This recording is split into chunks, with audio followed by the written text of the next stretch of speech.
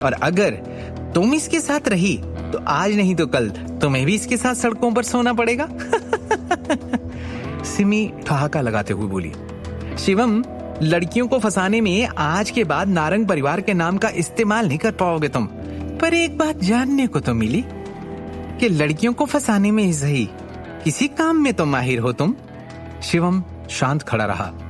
सिमी को तमाशा करने में बड़ा मजा आता था, लेकिन अगर उसे पता होता कि शीतल कुमार खानदान की फेमस मिस कुमार थी तो इस समय वो पछता रही होती और खुद को थप्पड़ मार रही होती कि उसने ये क्या कर दिया।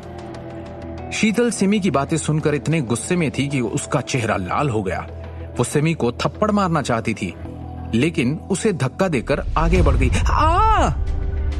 धक्का खाकर सिमी जमीन पर आ गिरी और उसकी चीख निकल गई।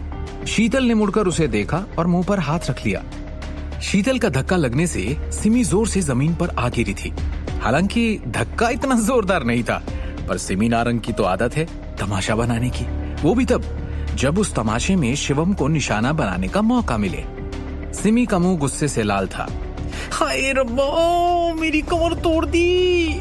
उसने गाड़ी की तरफ मुड़कर देखा और अखिल को आवाज दी, भाई अखिल, अरे जल्दी आइए, देखिए देखिए इस औरत ने क्या हालत कर दी मेरी। अखिल नारंग ने अपनी पत्नी को जमीन पर गिरा देखा और भाग कर आए। उन्होंने गुस्से से शिवम की ओर देखा। शिवम, ये क्या है सब? इतने सालों से हमारे सिर पर बैठकर मुफ्त की रोटियां तोड़ रहे हो और आज तो तुमने नमक हरामी की सारी हदें पार कर दी। अरे तुम्हारे सामने तुम्हारी सास पर किसी गैर औरत ने हाथ उठाने की हिम्मत की और तुम बस खड़े देखते रहे। अखिल ने गुस्से में शिवम को घूरते हुए कहा। दृष्टि को भी गुस्सा आया। वो तुरंत सिमी के पास भागते हुए आई। मॉम आप ठीक हैं? आपको चोट तो नहीं आई?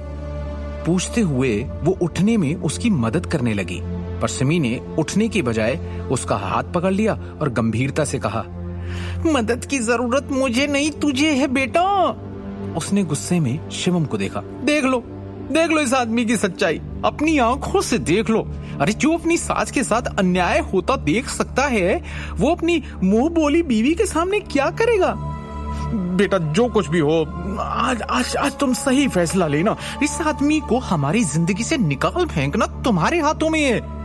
जब तक तुम फैसला नहीं लेती मैं नहीं उठूंगी, मैं यहीं पड़ी रहूंगी। सिमी ने दृढ़ता से कहा। मॉम प्लीज, लोग देख रहे हैं, प्लीज उठ जाइए। अभी जो हुआ दृष्टि उससे नाखुश थी, लेकिन वो सिमी का नाटक भी समझ रही थी। उसे उम्मीद नहीं थी कि उसकी मां इसे बहाने के रूप में इस्तेमाल करेगी। ये दो अलग अलग बातें हैं, क्यों दोनों को जोड़कर यहां तमाशा खड़ा करना? जितना सिमी बोलती दृष्टि उतनी परेशान होती जा रही थी। मॉम ये जगह और वक्त नहीं है इन सब बातों के लिए, प्लीज आप अंदर चलिए।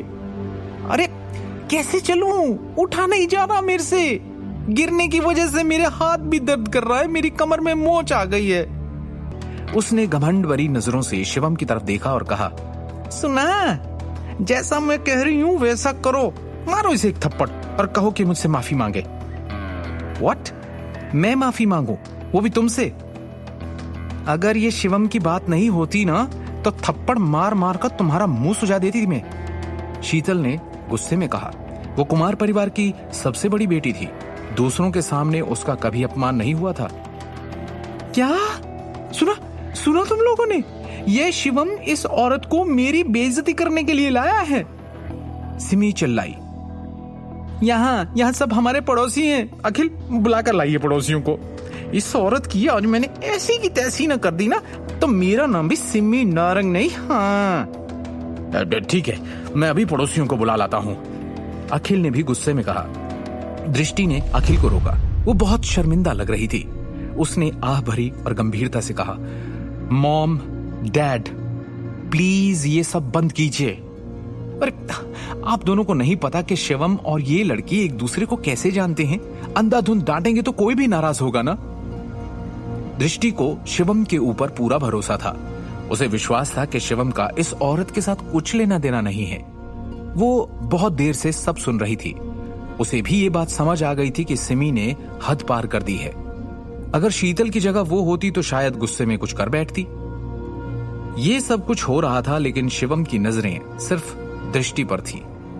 वो हैरान था कि इतना सब कुछ होने के बावजूद उसे उस पर इतना भरोसा था। आगे की कहानी जानने के लिए देखें अगला एपिसोड सिर्फ पॉकेट एफएम के यूट्यूब चैनल पर, और शिवम द हिडन वॉरियर के सारे एपिसोड्स को सुनने के लिए डिस्क्रिप्शन में दी लिंक से डाउनलोड करें पॉकेट एफएम ऐप।